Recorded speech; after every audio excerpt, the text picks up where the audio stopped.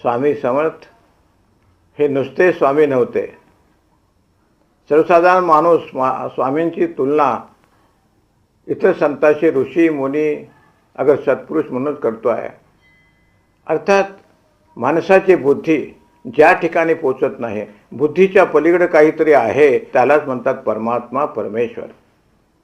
बुद्धी क्षीण होते, अंतःकरण पांगळ होतं आणि असा भाव चढत जातो. तर स्वामींच्या बाबतीत एक महत्त्वाचं असं आहे, ओम स्वामी परमात्मा, पूर्ण ब्रह्म, मूळ पुरुष, अक्कलकोट निवासी भगवंत माझे स्वामी समर्थ. या एका शब्दामध्ये, एका वाक्यामध्ये ब्रह्मांडाचा अर्थ आहे. ओम सर्व विश्वाला आधार असणारी शक्ती, श्री लक्ष्मी, स्वामी सहाच्या पलीकडे गेलेला, त्रिगुणरहित झालेला असा परमात्मा. परमात्मा म्हणजे जे चैतन्य विश्वाला व्यापून आहे आणि विश्वाच्या पलीकडेही आहे असं जे चैतन्य, ते चैतन्य स्वामीरूप होते. पूर्ण ब्रह्म, अपूर्णता नाही असं ब्रह्म म्हणजे पूर्ण ब्रह्म. या ठिकाणी स्वामी ज्याला म्हणतो आपण स्वामी परमात्मा, ही शक्ती पूर्ण होती, अपूर्णता त्या ठिकाणी कसलीही नव्हती.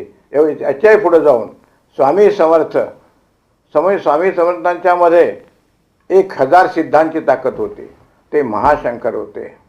मूळ पुरुष, सगळ्या अवतारांचा जर आपण विचार केला आजपर्यंतच्या पृथ्वीतलावर झालेला, तर आपल्याला एक पाहायला मिळेल की मूळ पुरुष म्हणणारे प्रथमच स्वामी समर्थ आहेत.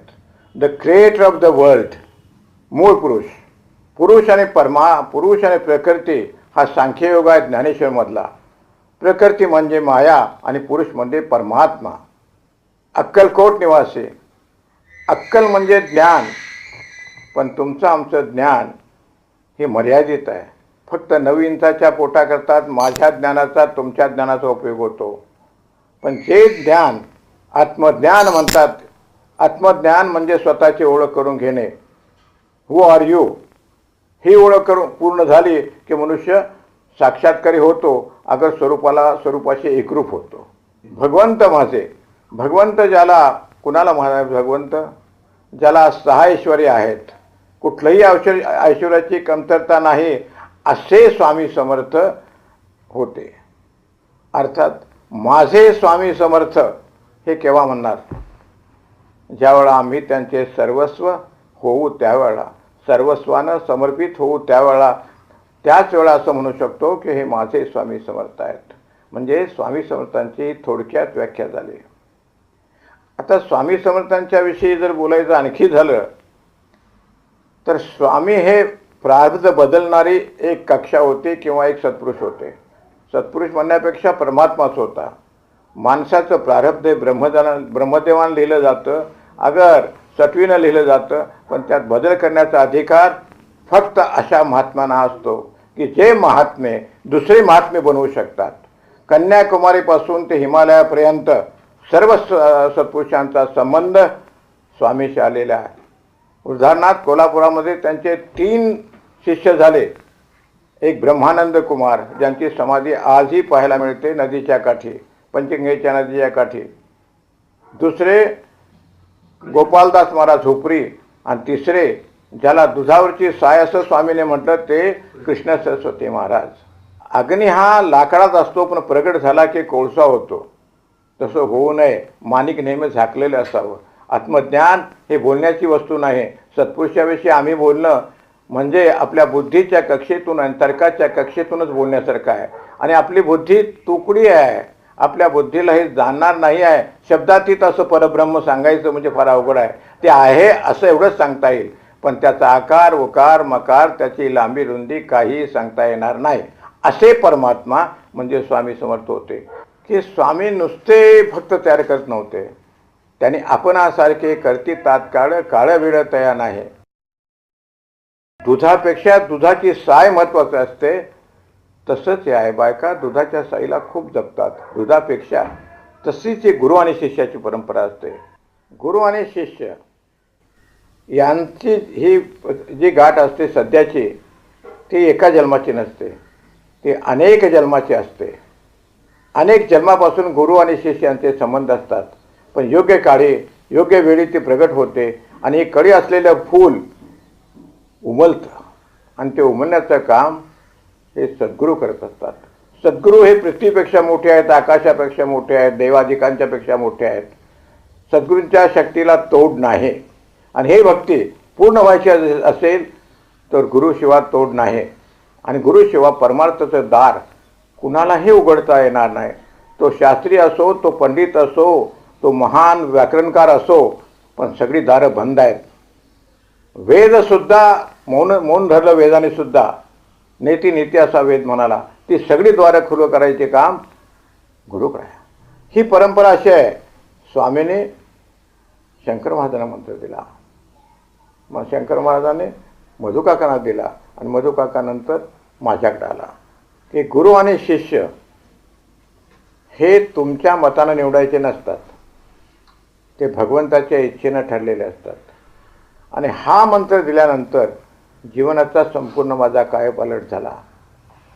सगळी द्वारं खुली होत गेली. गुरु हा वाटाडे आहे, दीपस्तंभ आहे. गुरु हा मार्गदर्शक आहे. गुरु हा आपल्या आयुष्यातली एक महान शक्ती आहे. आणि ही शक्ती मिळणं म्हणजे परमेश्वराचीच कृपा पाहिजे. हे झालं माझ्या गुरुविषयी. आता शंकर महाराजांच्याविषयी बोलायचं तर जसंच मी तुम्हाला आता स्वामींच्याबद्दल सांगितलं तसंच जगावेगळा अवलिया होता. ते शब्दात सांगता येणार नाही. पण त्यांचं अलौकिक असं जे कार्य आहे ते पाहिल्यानंतर असं वाटतं की स्वामी आणि शंकर महाराज एकाच नाण्याच्या दोन बाजू होत्या. आणि शंकर महाराज हे स्वामीच होते. स्वामीमध्ये आणि शंकर महाराज म्हणजे काहीही फरक नव्हता. सत्पुरुषाला नेहमी चमत्कारात गुंतवू नका. चमत्कार करणं हा गारुड्याचा खेळ आहे. पण प्रकृती आणि पुरुषाचा शब्द नेहमी प्रकृती झेलते आणि त्याला सिद्धता येते. म्हणजे सहज बोलतो तो सत्पुरुष आणि ते खरं होतं. तीच अवस्था स्वामींच्या बाबतीत शंकर महाराजांच्या बाबतीत होती. दत्त ही परंपरा एवढी मोठी आहे की द म्हणजे दया, द म्हणजे दमन आणि द म्हणजे दान.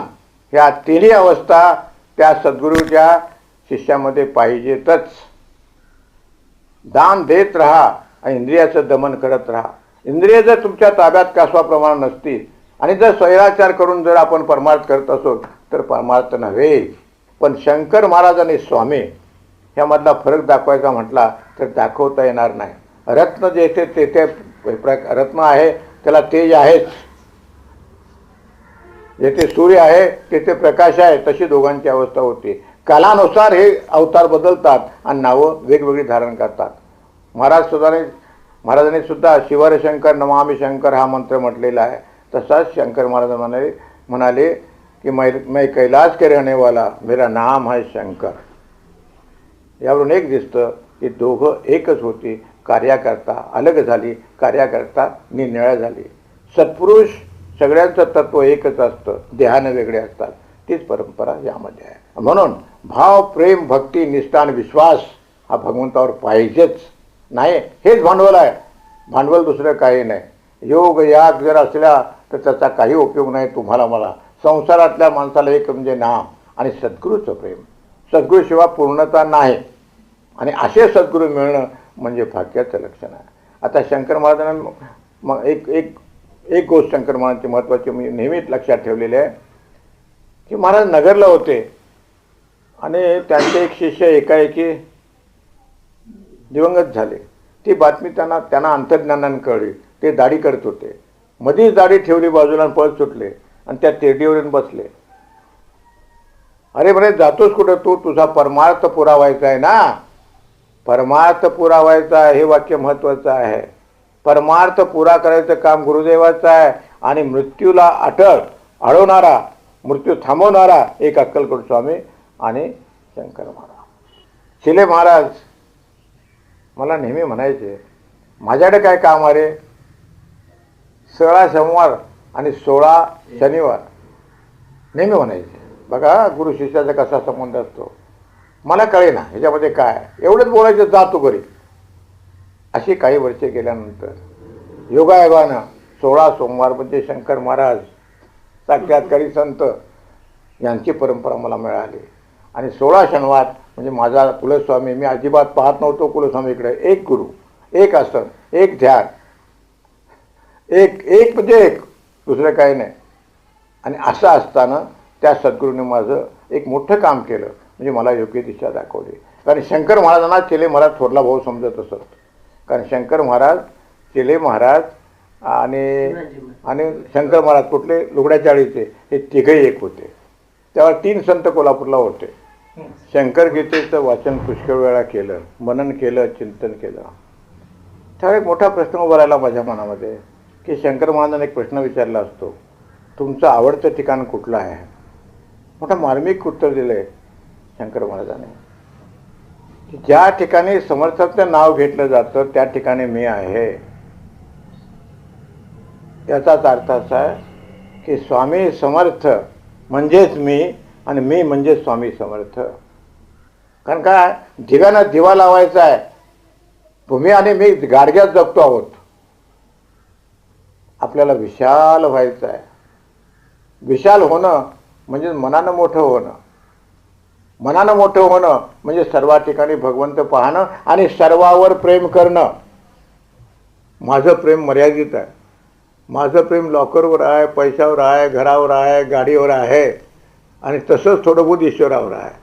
The source of the love should be the only God in life. काय कळलं? कर्ता आणि कर्म काढून जो वागायला शिकतो तोच यशस्वी होतो परमार्थामध्ये, नाही तर होणं शक्य नाही. असं आहे. मृत्यू तरी अटळ आहे पण तो टाळण्याचं काम बाकी सत्पुरुष करतात, ही माझी अनुभूती आहे. तर 4 तत्वामध्ये जीवन आहे. एक पहिलं तत्व असं आहे की जे जे देखिले भूत ते ते भगवंत अनुभविजे. दुसरं तत्व असं आहे सर्वाभूती नम्र झाला त्याने कोंडिले अनंता. तिसरं तत्व असं आहे बघा, आठवतो ब्रह्म ना आठवतो भव ब्रह्म. आणि चौथं असं आहे की जेथे भेद सरे तेथेच केवळ ईश्वर ओरे. तो मोठा, तो कनिष्ठ, तो शिकलेला, तो गर्भश्रीमंत, तो मामलेदार, हा क्लार्क, नथिंग डुईंग. समत्व चित्ताचे ते जाणं सारं योगाचे. आणि हे जर समजून माणसानं वागलं तर जीवन प्रफुल्लित तर होईलच पण ईश्वर खुश होईल. जीवनाच्या मृत्यूच्या वेळा तुम्हाला धन्य वाटलं पाहिजे, म्हणजे शेवटचा दिन गोड व्हावा.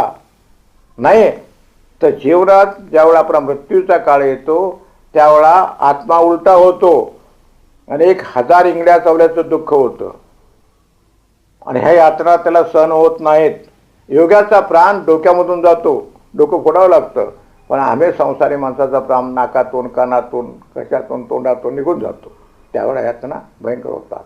पण जर तो समर्पित झालेला असेल तर तो फक्त भगवंताचं स्मरण करत असतो आणि भगवंत त्याच्या जवळ उभा असतो आणि त्याचं सँक्शन झाल्यानंतर त्याला घेऊन जायचा अधिकार आम्हाला मिळतो, त्याशिवाय मिळत नाही. म्हणून मृत्यू अटळ आहे तो चुकवण्याकरता आणि लोकांचं कल्याणाकरता भक्ती श्रेष्ठ आहे. आणि भक्तीशिवाय समाधानाने आनंद जीवनात कुठल्याही माणसाला काही केलं तर मिळणार नाही. समाधानाच्या पाट्या आणि आनंदाच्या पाट्या अजून बाजारात लावलेल्या नाहीत. बस स्वामी महाराज की जय.